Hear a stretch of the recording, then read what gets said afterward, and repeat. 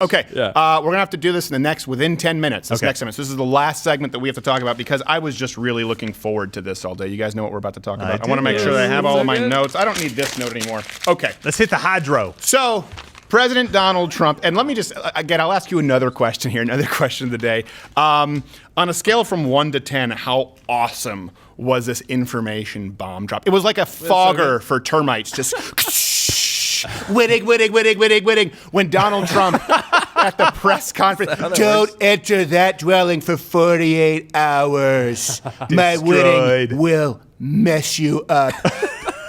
Trump yesterday in the press conference played them like a fiddle and revealed that he's been taking hydroxychloroquine.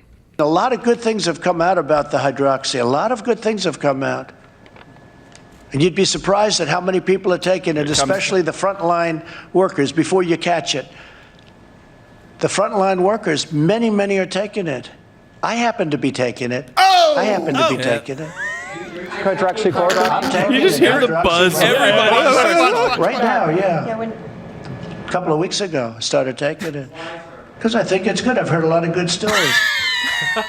Everybody's question. I'll take a tab right now if you don't mind.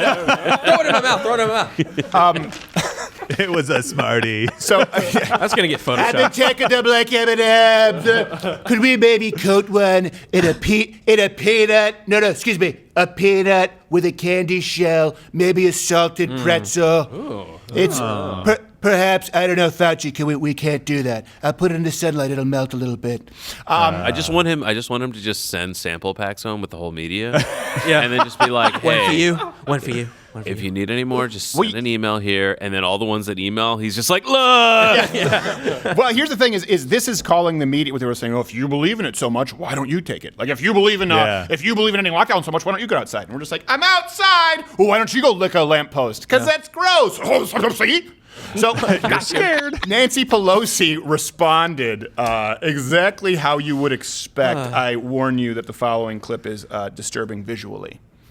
As far as the president is concerned, Scarf doesn't work for her. He's our president, and I would rather he not be taking something that has not been approved by the scientist, especially in his age group. She have two sets of eyebrows? In his, shall we say, weight group, what is morbidly obese, they say. So I think it's not a good idea. Let me get some points. And firstly, I appreciate her throwing shade with the morbidly obese comment while she looks like she's in a Botox posse with her bandana. Yeah. We don't take too kindly to years around these parts. You think really? She's you seem happy about it. That's just my face. And she looks like a Romulan. She has two sets of eyebrows. How is nobody picking up on this? She said, did you notice? Scientist. Scientist. And this is what's so important. Yes, the scientist. The one that I like. This is the scientist This is the important point here. Could it be just a flub? It could be a flub. But the mindset has been picking and choosing experts. Right. And because hydroxychloroquine, the waters are muddy. There's a lot of promise from some studies, and some others haven't shown that much promise. Now, that does depend on when you administer the medication. We'll get to that in a second, whether it's preventatively, prophylactically, or someone who's already on a ventilator who you haven't screened because of heart conditions. But she says the scientist, because she believes the scientist. Again, they believe in absolute power. They believe in Fauci. What Fauci says goes. And that's important to note because, by the way, also, just to be really clear, Donald Trump is not morbidly obese. Oh, he's just above 30 in the BMI. I'm not saying he's not a trim spring chicken. That being said, I'm approaching it. I'm like 29.5. You're obese. Stop it. Hold on. Can I ask a quick question? Yeah. So we're going to attack women. This is right. This is what we attack women doctors. And then the next thing we do is we fat shame people on national TV because that's what the left has been telling us all along is what you should do. Because if you use ad hominem attacks when you're in a national office, that shows you're unqualified. Right. I thought, is that not? Wait, hold on a second. Am I the only one that's confused? Do you hear? That's the sound of BuzzFeed boldly ladies committing mass suicide right now. All of them. Although none of them are doctors, but they are scientists. So he's not like a whale morbidly obese, and again, he could probably stand to lose a few pounds, but all of us, according to I'm BMI, not obese, I'm overweight, jerk. I pulled up the charts. What are you? I'm obese. Are you obese? I'm not obese. Yeah, me I too. was after knee surgery when I got, was it 235? I'm almost I walk optimal. around about 220, Pretty close. 225. I was after I want to birth. be clear about that. That is not the same as the comorbidities that we're talking. You're just the afterbirth. No, after space birth. Asian puddle of film. This is a timeline statement, not a noun. You can't say If that I when you're doing drink this. your bubble tea with my straw, I slip it up. Hey, So, hold on, you have bubble tea? I have no idea. I don't even know if that's Hog is in that the bubble Chinese tea. or Korean? Tapioca pudding. I don't know. I have no idea. But I it's just know gross. white people that drink it. You're just like, was that a dryer ball? Yeah. So he's not obese, and I understand that she's trying to throw an insult out there. As it relates to hydroxychloroquine, listen, there was just another study that came out of NYU's Grossman School of Medicine found that patients who were given hydroxychloroquine with zinc sulfate, azithromycin, 44% less likely to die from coronavirus. Now, when they come out and they say, I need to be really clear about a couple of things. Again, you can lose weight. You can't lose the face that you've destroyed through years of Being a witch. Botox, facelifts, and sacrificing children at Bohemian Grove. No, guys, that's really rude. Okay, her face got stuck that way, cackling over the dead children she's caused. Okay, Pretty much. Makes sense. Like you're throwing these Botox scientists under. That's not the case. not fair. Isn't it like if you were just to line They're up, Botox doctors, if not you were, scientists. If you were just to do a Frank Luntz focus group, with the sneakers and toupee and a jacket, and say, do you like this or not? Well, there you go, Sean.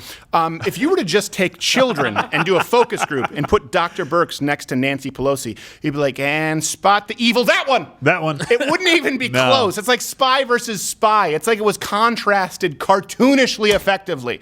And, It would make children cry. With hydroxychloroquine, if I were to guess, I would guess it's probably a 60-40 shot that it's effective. Why?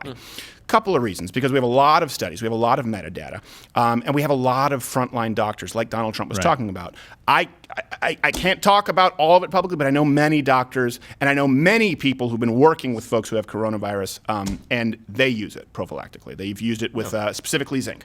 Something that I'm not supposed to say on air, so let me just do it this way.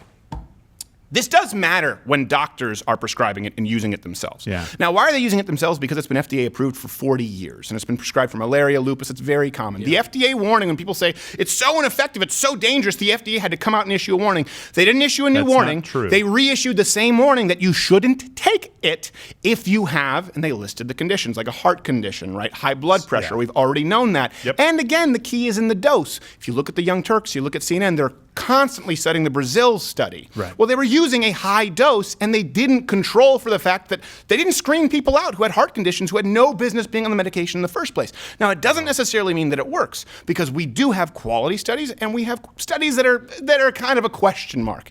And the results seem a little bit split. It seems largely dependent on when you take it, how you take it, and at which point in the disease the virus spreading its effect may lie. And of course, that's not at the point if you take a study where someone is already on a ventilator. We do know that barring the pre-existing conditions, it is overwhelmingly safe to take. And I know personally many doctors and those in the medical field who are actually taking it. And I can't explain to you why we're taking this really, really quickly, because I might be taken off YouTube. I'm not a doctor. I'm not a medical expert. But we do have a doctor who, behind the scenes, what are we taking? We are taking zinc, quercetin, and another antioxidant specifically to help the absorption of zinc. A doctor said this is a good idea. You do your own research and see if you find it effective at all. You do your own research. Look into the clinical data. I cannot recommend it. But our doctor here at Louder with Crowder has us all on this, and isn't it a shame that we can't have them on to talk about this program? I didn't get any.